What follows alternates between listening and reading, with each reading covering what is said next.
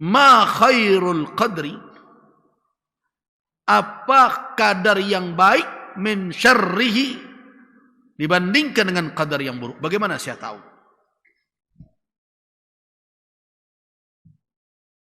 Kadar kan ada khair, ada syar. Maka dalam hadis tadi, an tu'mina bil qadri khairihi wa syarrihi. Engkau beriman dengan kadar baik dan buruknya. Nah, kata putra Ubadah, bagaimana saya tahu kadar yang baik mana dan kadar yang buruk mana?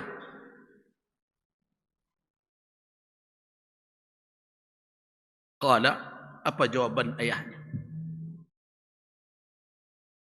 Ta'lamu anna ma akhta'aka lam yakun liyusibak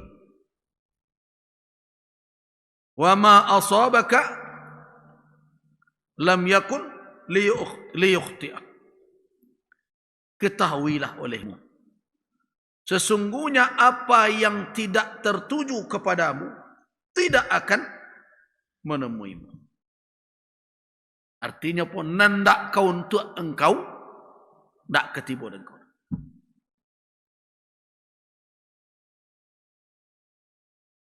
Nah, begitu juga wa ma asabak, dan apa yang memang telah ditetapkan untukmu, lam yakun liyukhti'ak, tidak akan meleset tibanya kepadamu. Tuh.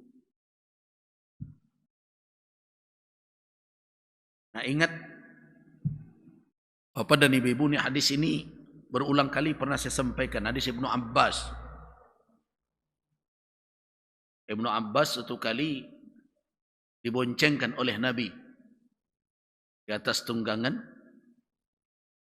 Kemudian di saat berboncengan itu Nabi menasihatinya, ya gulam, wahai nak, muallimuka kalimatin. Hadis sahih. Aku ajarkan engkau beberapa patah kata. Yang pertama apa? Yahfazillah yahfazka. Ihfazillah yahfazka. Peliharalah Allah, Allah akan memelihara. Ihfazillah, peliharalah, tajidhu tujahak. Engkau akan menemui Allah di hadapan. Nah, sampai kepada kalimat law annal ummata ijtama'at, seandainya sekelompok kaum atau umat berhimpun, bersepakat, ala ayyan fa'uka bi syai', untuk mendatangkan manfaat sesuatu kepadamu, lam yanfa'u, mereka tidak akan bisa mendatangkan manfaat itu kepadamu, illa ma kataballahu lak, kecuali yang telah dituliskan oleh Allah menjadi jatah. Sepakai orang beragi, kawak sedang tak kesampai peragiannya dong. Kalau itu tak menjadi jatah awak. Sebaliknya, walau annahum ijtama'u, seandainya mereka juga bersepakat, ala an yadurruka bi syai', untuk memudaratkan engkau dengan suatu kemudaratan, lam yadurruk, mereka tidak akan kuasa, tidak akan bisa menyampaikan mudarat itu kepadamu, artinya tidak bisa memudaratkanmu, illa bima kataballahu alaik, kecuali kalau memang telah dituliskan itu akan menimpamu. Rufi'atil aqlam wa jaffas suhuf, katanya. Pena sudah terangkat. Artinya apa? Ketentuan yang akan menimpa orang di dalam kehidupannya telah selesai dituliskan. Jatah surang-surang lah di bagian. Wajaffatis suhuf, wajaffas suhuf. Lembaran tempat menulis kalam itu telah kering. Artinya catatan telah selesai. Nah, hadis ini senada dengan itu. Makanya tanda mana qada, mana qadar yang menimpa, bagaimana cara mengetahuinya? Kata Ubadah ibn Samit, annama akhta'ak lam yakun liyusibak, sesungguhnya yang tidak untukmu tidak akan datang menimpamu. Begitu juga apa yang memang akan disampaikan kepadamu tidak akan meleset darimu. Ya bunayya, kata Ubadah, terus nasihatnya disampaikan kepada putranya. Wahai putraku, inni sami'tu Rasulullah sallallahu alaihi wasallam yaqul, sesungguhnya aku mendengarkan Rasulullah sallallahu alaihi wasallam bersabda, inna awwala ma khalaqallahu al-qalam. Al-qalamu, sesungguhnya awal yang diciptakan oleh Allah adalah al-qalam, pena. Ini di dalam hadis lain ada beberapa pandangan ulama berdasarkan hadis-hadis. Ada yang mengatakan awal diciptakan itu air. Setelah itu baru arsy, karena arsy Allah berada di atas air. Dan di dalam dalil lain katakan bahwa Allah menciptakan segala sesuatu dari air. Nah, mana yang lebih dahulu diciptakan? Dalam hadis ini al-qalam. Tapi kalau saya melihat hadis itu tidak bertentangan. Kenapa?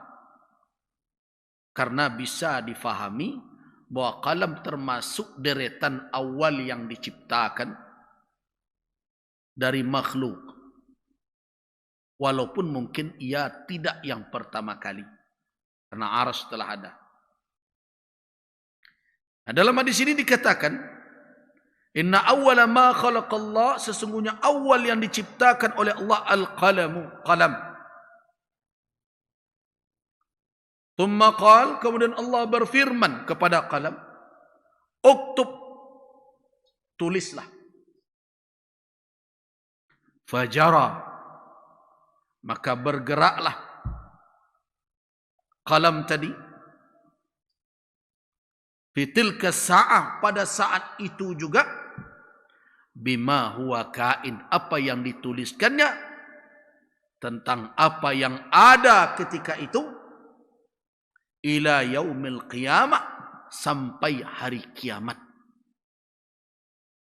Ya bunai, wahai putraku, in mi'ta walasta ala dhalik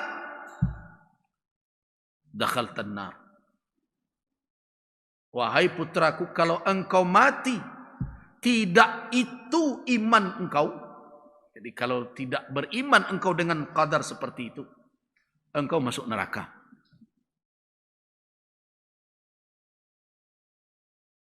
Nah, kira-kira leta bayang dek bapak dan ibu-ibu tu, seorang ayah berpesan serupa itu sebelum mati ke anaknya. Jarang tersebut. Ini orang tua nan cameh jo akhirat anaknya.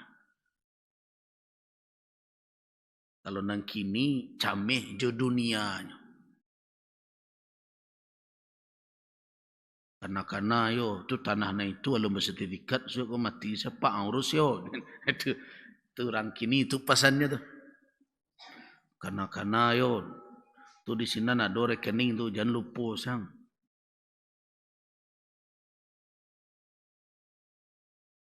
Jadi awak mencamihkan Allah jalih sebenarnya.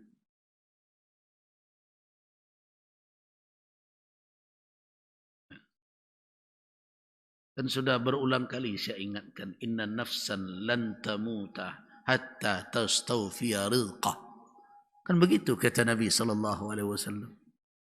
Sesungguhnya seorang diri belum akan mati sampai dia mendapatkan sempurna jatah rezeki yang diperuntukkan untuknya.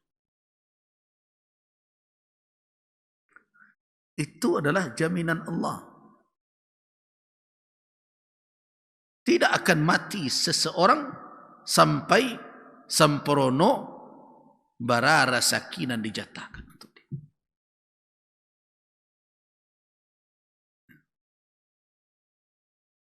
Nah, jadi kalau orang meninggal tidak di atas keimanan yang benar tentang qada dan qadar Allah, apa kata Ubadah ibn Samit kepada anaknya? In mitta walasta ala dhalik, jika engkau meninggal, kau engkau meninggal bentuknya nyo, tapi anaknya pikiran. Tapi yang dipikir tak dunianya dah. Jika meninggal engkau wahai putraku, tidak di atas keimanan seperti yang tadi itu, tentang qadar tadi, bagaimana nasib engkau di akhirat kelak?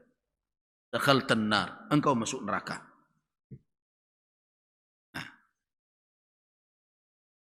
untuk apa hadis ini kita sampaikan tadi? Untuk menjadi dalil sebagai bukti bahwa kedudukan iman kepada qada dan qadar tidak bisa dianggap sepele.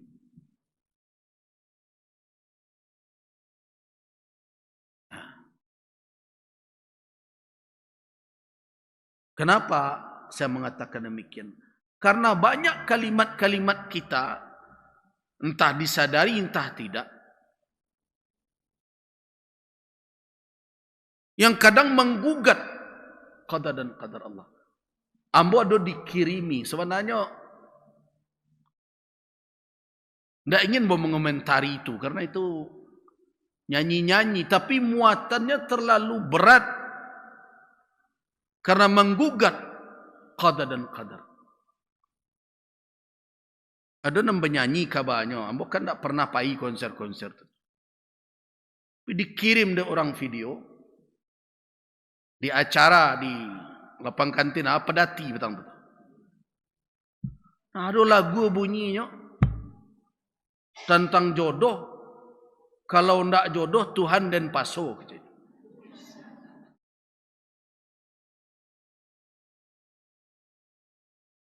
Saya ndak tahu seniman-seniman hari ini bagaimana sebenarnya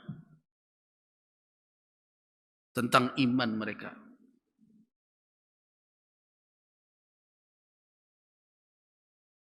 Ya, saya dikirim orang. Ini apalah sebenarnya negeri ini?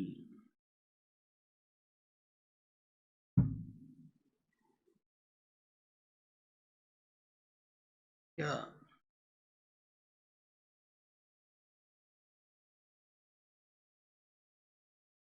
Ya ini. Patah bacinto itu biasa, keindak jodoh Tuhan dan paso. Astagfirullah.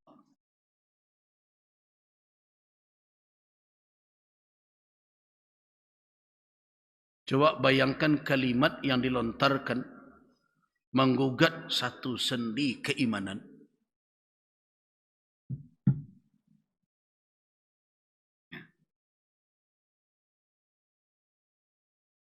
Dan itulah sedikit banyaknya menggambarkan bagaimana goyahnya ilmu, dan bisa jadi itu menunjukkan kegoyangan goyahnya iman. Sebenarnya dari basionjak di atas pentas itu, mau bajilbab pun mau apa, sebenarnya memanglah jauh. Jadi ambo heran juga kalau berbagai nagari, berbagai kota, berbagai kabupaten di Sumatera Barat kok jargonnya sadonya ABSBK. Tapi itu sebentar berkonser-konser. Heran ambo maka dipasangkan ABSBK itu tuh. Anan hadir tu anak muda-muda bersionjak laki-laki pedusi di mengko. ABSBK ma pula.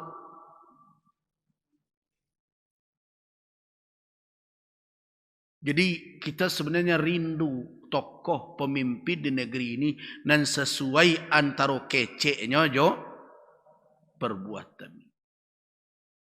Tapi itulah yang terjadi. Nah, ini menunjukkan bahwa perkara qada dan qadar adalah masalah yang memang penting di dalam bagian keimanan.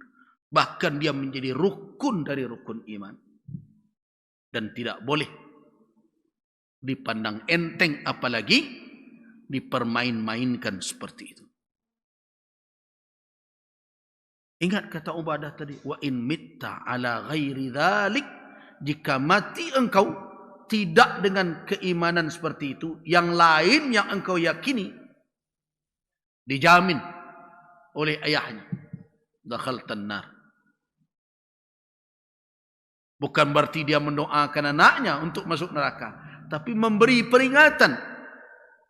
Bukan berarti dia yang mengkapling-kapling neraka. Karena dulu orang kadang-kadang kan berang kalau nasihat itu. Bantu awak dan punya suruh gua, awak dan bagi-bagian ke orang. Karena dulu lama dari itu ketika ada nasihat. Tidak, orang tidak mengkapling surga. Orang tidak mengkapling neraka. Cuma menyampaikan pesan bahawa Allah Subhanahu wa taala dengan keadilannya tidak memasukkan orang ke dalam neraka begitu saja. Ingat itu. Allah nak masukkan orang ke dalam neraka begitu saja. Teragak masuk saya. Tidak. Allah Maha Adil.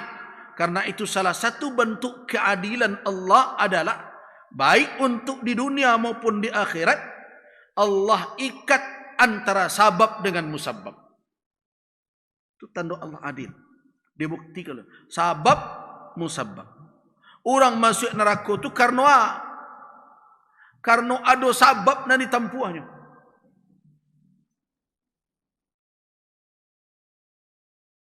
Jadi ketika ulama mengingatkan, bukan berarti ulama membagi-bagi neraka, tapi menyampaikan bahawa syariat telah memperingatkan kamu sekalian, ikut jalan yang akan mengantarkan. Jadi yang dikatakan oleh Ubadah Ibn Samit kepada putranya, in mitta ala ghairi dhalik, kalau bukan itu keimanan yang engkau yakini, mati engkau dalam keadaan seperti itu, dakhaltan nar, engkau masuk neraka. Itu menunjukkan apa? Begitu pentingnya kedudukan iman kepada qada dan qadar.